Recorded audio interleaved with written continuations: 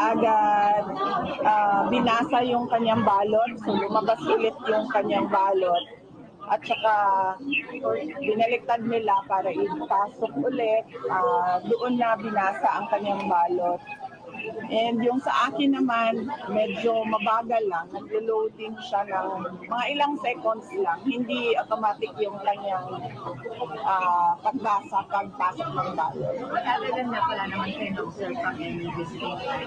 Yun lang. Ang sa akin, yung nakita ko sa nauna sa akin na hindi kagad binasa yung balot niya, nilabas ng machine yung balot, tapos inulit pa nila the second time. At yung sa akin, medyo mabagal lang siya. Yun lang naman. I'm sorry ko, tatanungin natin ha. Si Kong Kulong at saka si Mayor Bastidor, are they able to vote na po? Oo, hindi ko alam kung nakaboto na sila kasi hindi ko alam kung saan ang school na voting precinct ni Mayor Baste. Pero si Congressman Pulong Duterte, ang kanyang voting precinct ay sa Catalunan Grande. Okay. Ma'am, as a lawyer, paano po ito? Should PRRD win again as mayor? How will it go po, ma'am, na nandun po siya sa The Hague? Yun ay pinag-uusapan namin ng kanyang ICC lawyer at ng kanyang Philippine lawyer kung paano siya maka-oath as a winner ng mayoral contest dito sa Davao City. So pinag-uusapan namin yun actually ng isang araw. Merong 3 options paano siya maka-oath para siya I love you!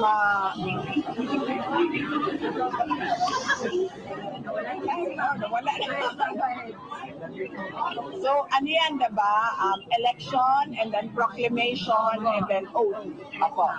So, sabi ng lawyer doon sa ICC, once we get the proclamation papers, pag-uusapan namin ulit kung paano makapag-oath si dating Pangulong Rodrigo Duterte.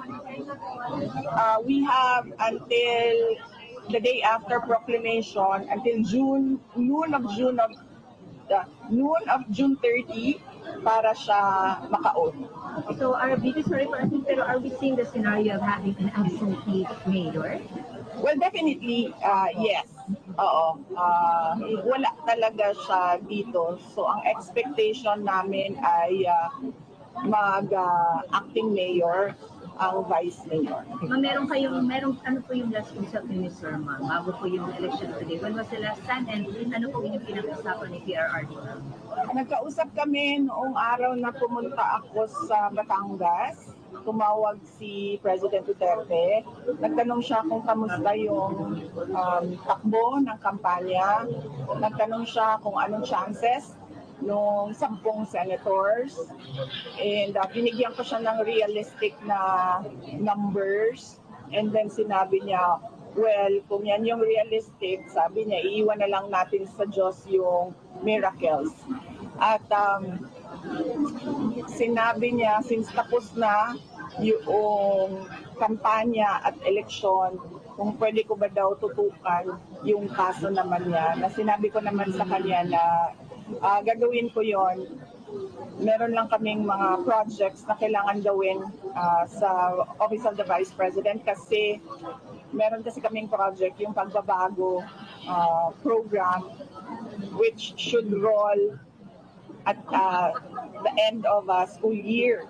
So dapat kasi walang pasok ang mga bata noon kapag nagro-roll out kami ng project na yun. Ito yung time na yun. So sasabay ko lang yung dalawa.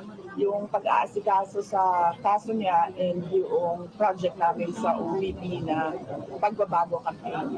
Thank you, Ate Sol. Ma'am Love Cap Domingo, ABS. Ma'am, you mentioned na binigyan niyo si dating Pangulong Duterte ng realistic number na pwedeng manalo ng mga senators na support na allied with you. At ano po yung number na binigay niyo?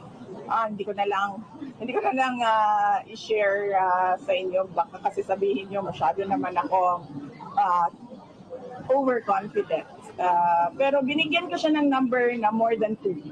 More than 2. Yes. And you base that number on? I base that number on mga surveys na nakikita ko, both surveys na pinapagawa sa national and pinapagawa ng mga local candidates. Happy ka man, ma'am, doon sa number na feeling nyo makukuha nyo? Are you confident that that's enough to push for the issues ni dating Pangulong Duterte and your issues in the Senate? Well, hindi ko naman siya tiningnan na gano'n eh. Hindi ko naman siya tiningnan na nangampanya ako para sa mga issues ko or sa issues ni dating Pangulong Duterte. Dahil ang issue ko lang naman ay ang impeachment. So sinasabi ko na nga na yung impeachment naman, kahit anong mangyari dyan, guilty or acquittal, handa na ako sa kung anong mangyayari. Tiningnan ko siya as one group of individuals, hopefully soon to be senators, who can continue to push for yung sinasabi nating tunay na pagbabago na nasimulan ni Pangulong Duterte. Na yun din yung platform noong 2022 but apparently hindi natin nakikita ngayon. So we want to push for that, unity and continuity. Ma'am, last from my end, nagkaroon po kayo ng Mother's Day dinner last night with your family. May we know some salient points, key discussions tungkol sa perhaps national issues or other issues na kinakaharap ng pamilya nyo during that meeting yesterday with the family? Oo. Wala kaming diniscuss na national issues. Nakita kami ni Congressman Pulong Duterte pero short time lang siya nandoon sa bahay ng mama ko dahil may celebration silang pamilya, sarili nila with his wife. So nagkausap lang kami, in-endorse lang niya sa akin kung ano yung nangyari sa The Hague nung nandoon siya.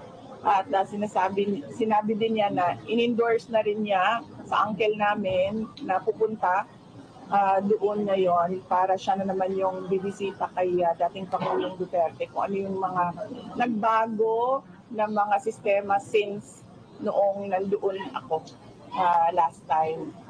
Yun lang ang napag-usapan namin, ang detention lang ni dating Pangulong Duterte. At hindi kami nagkita ni Mayor Baste Duterte dahil umuwi akong maaga dahil sobrang init ng panahon kahapon ay hindi ko na kaya yung nagpahinga na ako, sobrang init.